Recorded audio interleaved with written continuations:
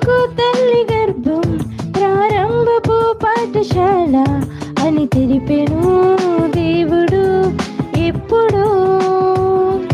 యోహాను తని గర్భమందు మరియవందనం వినగానే గంతులేసెను గర్భంలో. అప్పుడే గర్భంలోనే గుర్తించిన దేవుని కుమారుడు యేసు కంటే ముందుగా వచ్చినాడితడు. గర్భంలోనే గుర్తించిన దేవుని కుమారుడు యేసు కంటే ముందుగా వచ్చినాడితడు. లోకంతో పని ఎందుకు తనకు, దేవుని పనులే ముఖ్యం తనకు. క్రీస్తు సువార్తను స్థిరపరచుటకు పరలోకం కొరకు. లోకంతో పని ఎందుకు తనకు, దేవుని పనులే ముఖ్యం తనకు. క్రీస్తు సువార్తను స్థిరపరచుటకు పరలోకం కొరకు.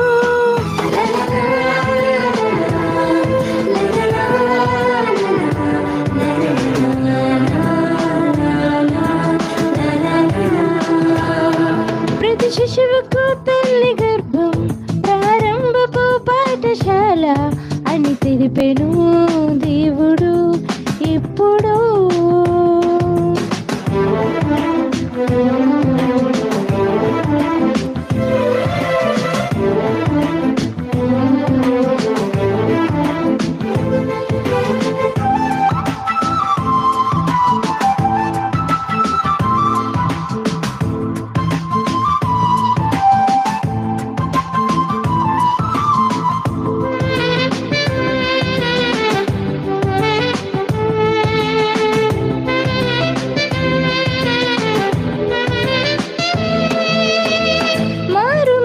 పొందమని తగిన ఫలము ఇవ్వమని బాప్తిస్మమి ఇచ్చిన యోహాను ఇతడే. అరణ్యములు కేకలు వేయు యోహానుక శబ్దమని ముందుగా యెషయా ప్రవచించిన వాడితడే. తన వెనుక వచ్చిన వాడే సర్వశక్తివంతుడని తన చెప్పులు వారుడు విప్పే అర్హతే తనకు లేదని తననే తానే తగ్గించుకొని అడవిలో బ్రతుకును సహించుకొని దేవుని ఎదుటే మెప్పించుకొని ఇలా యేసును చూపాడని. తననే తానే తగ్గించుకొని అడవిలో బ్రతుకును సహించుకొని దేవుని ఎదుటే మెప్పించుకొని ఇలా యేసును చూపాడని.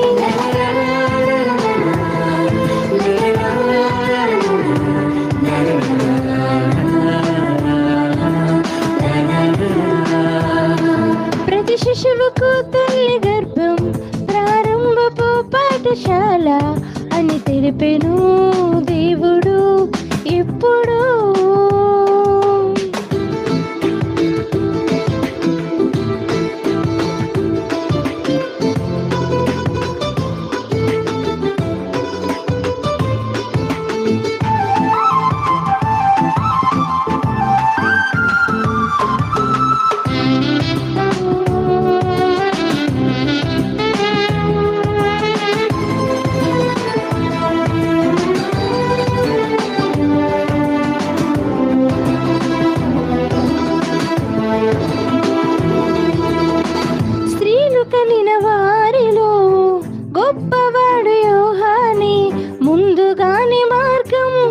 సిద్ధపరిచినాడు ప్రభుకి.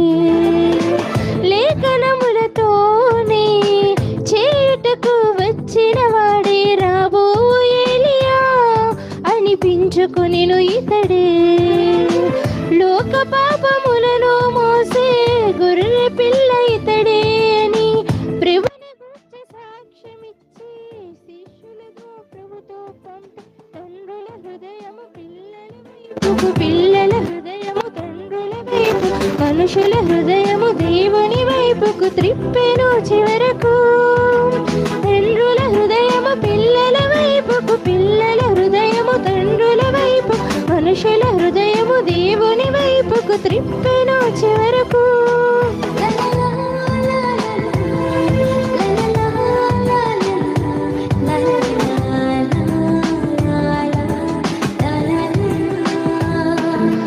శిశువుకు తల్లి గర్భం ప్రారంభపు పాఠశాల అని తెలిపెను.